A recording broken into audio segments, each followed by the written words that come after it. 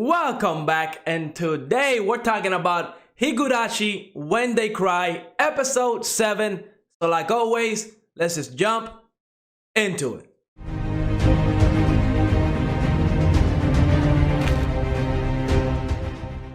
This episode, we are finally inside of the shed. Now, honestly, coming in from last episode, I was really worried for Keiichi. I did not think he was gonna make it out alive. Like, I felt like, Tomitake, Takano, and Shion were luring him into this shed to demon him away, and we're gonna learn more about that in this episode. But before we jump into it, let me remind you to like and subscribe. We're about to reach 1,000 subs, a huge milestone, and of course I really do appreciate every single one of you that has been around watching my videos and subscribe, so thank you very much. But let's talk about Higurashi When They Cry, because this episode, I feel like we got a lot of information, right? Once we got into the shed, I was hoping to see either like some bodies, some horrible stuff, and what we got was essentially a statue to Oyashiro. We know that curse that's going around, plus that statue, and we also got a huge like backstory as to the origin of the Oyashiro and stuff like that. Now, that was really awesome, and once again, I do have to say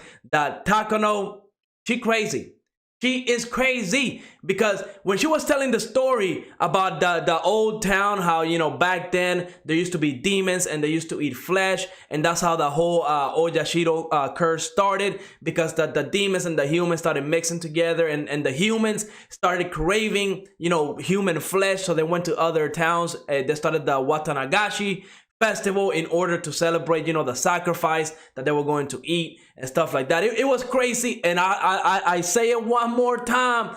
Every time Takano talks about this story or anything regarding the Watanagashi festival, the Oyashiro curse, she seems way too happy. She seems way too happy, like she's loving every second of it. So that's very, very suspicious.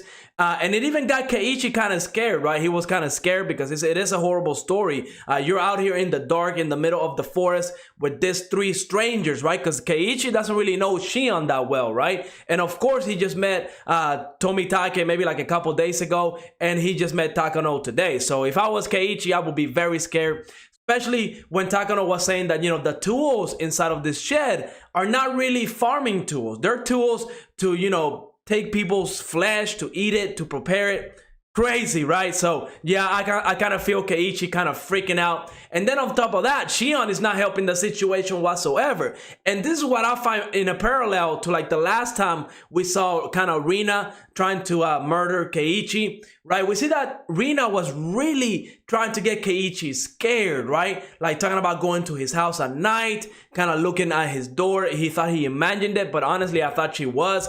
So we see that Rina is using like a really scare tactic on Keiichi, to the point where towards the end of, I think it was June 23rd, when we had that huge fight between Rina and Keiichi, he was scared out of his mind. Like, he didn't even want to open the door for Rina.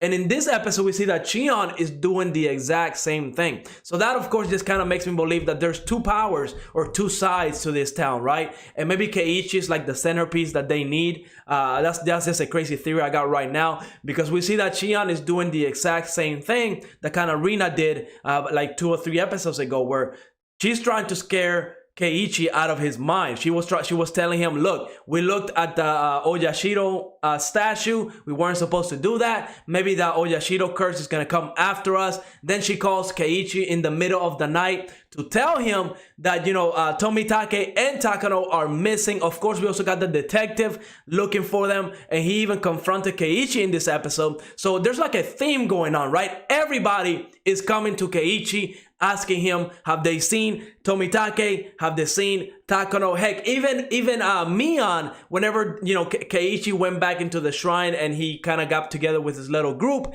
Mion, she seemed kind of upset because, Keiichi was missing, and she was asking Keiichi, look, have you been hanging out with Shion? Have you been hanging out with Takano or Tomitake? So those 2 characters are definitely a big deal. I'm wondering if the town knows who is going to be demoned away, who is going to be murdered, because everybody seems to be looking for these two. So I think like everybody knows who those people that are going to die and who is going to disappear in the Watanagashi festival. I think like everybody in town knows. They just don't know where their bodies and where they're being kidnapped to. So that's why the detective is looking for them. So yeah, it was a very weird episode. Keiichi, of course, is freaking out because everybody's asking him about these two characters. He doesn't know anything. He's new to town. He's very, very worried. He's scared out of his mind. And we're close. We're getting close to that date. Once again, June 23rd, I believe. So once we get to that day, what's going to happen? Is it going to be Shion trying to attack Keiichi this time around? Remember, if we think about episode 1, we saw a huge, brutal scene where essentially we don't know if that's Shion or Mion. It could be either one that was kind of dead because of Keiichi. So maybe they got into a fight and Keiichi ended up winning and you know, killed whoever was attacking him. And that could be the June 23rd version of this new timeline that we're seeing, right? Now, the last thing I definitely want to talk about, and this was crazy, was one, the mayor was missing. So that got everybody worried, especially Keiichi. Once again, I mean, Keiichi's not even sleeping right now.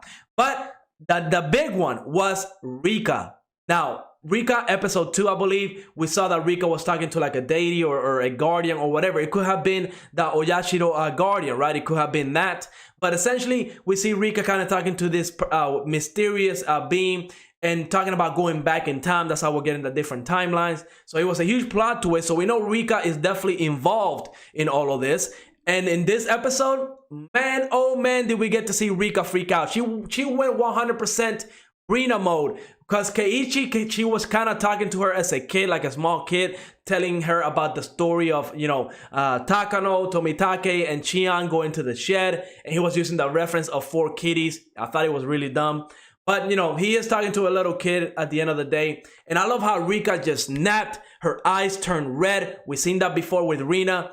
And, you know, she was telling Keiichi off. She's like, no, you should have never have gone in there. That's why you're in danger now. Like, you know, people don't even know. But, you know, Tomitake, Takano, they're dead. I'm surprised they haven't found their body. Like, she just went off on Keiichi. And it was very scary. Like, I feel sorry for Keiichi. Because, like, this dude, he's not sleeping. And after that, I'm sure he's going to be scared of everybody. Like, it was just a very, very scary moment. Now, my theory here is that, you know, we had that story that Takano told in the shed, how the demons, you know, a long time ago, demons came in and, you know, they were eating humans, attacking humans. The Oyashiro god or deity, guardian, whatever we're going to call it, came down and kind of came up with a plan to have the demons and the humans kind of coexist, right? So my theory is that these demons are kind of like a spiritual being almost, and they're the ones controlling, you know, like for example, whenever we see Rina or Chian or Mion or heck, even Rika in this episode kind of just snap and their eyes turn red.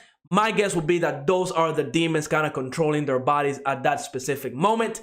And once they snap back into their own selves, that's why they're all nice and they're all cute and stuff like that. Because, I mean, that scene with Rina in this episode, right? Whenever Keiichi got back to the group and Keiichi told them that he wasn't able to get the cotton and put it on the river.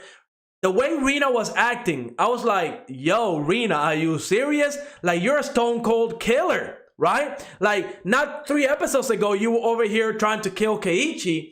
So, like, and she's acting like, you know, like she's a little kid jumping around like, no, Keiichi, you have to go do this. It was definitely out of character if you, like, look at Rina, how dark she got whenever she went to attack Keiichi. So, I honestly do think the demons are the ones kind of controlling people whenever the Oyashiro curse or the Watanagashi curse comes around. So, it's kind of like a ritual for the demons. So, the story that Takano was telling inside of the shed, it all made sense once you look at the picture of everything that's happened every year during the Watanagashi festival. So I really can't wait for the next episode, episode 8, because now that Keiichi kind of knows some truth about what everything is going on, right? Especially with Rika, because how do you defend that? How do you even think about how Rika had that character change? You can't explain that. So I'm sure Keiichi is scared out of his mind. I feel so sorry for him because he's going to be losing sleep. We're getting close to that June 23rd date, I believe, to where he got attacked by Rina. So maybe this time it's going to be Chian. I can't wait for that. Hopefully we get a next episode. But yeah, overall, really awesome episode. I liked all the backstory that we got. explaining the festival, explaining certain stuff about the characters. Heck, this episode we learned that Shion and Mion, their father is the head of the Yakuza family for that region. So that's a big deal because, you know, the detective did say if Shion or Mion were to murder somebody, they could just, you know, hide the body because of the connections that they have with the Yakuza. So yeah, overall great episode. I cannot wait to see what's going to happen next. Yeah, I've been loving this anime a lot. I like that the horror, and it does a great job in the psychological aspect, right? Because every time those characters snap, I automatically, like, you know, the hairs behind my spine kind of rise up because you know, it's just weird. But yeah, overall good episode. Let me know in the comments what you thought of this episode, and like always, leave a like, subscribe, and I will see you on the next episode.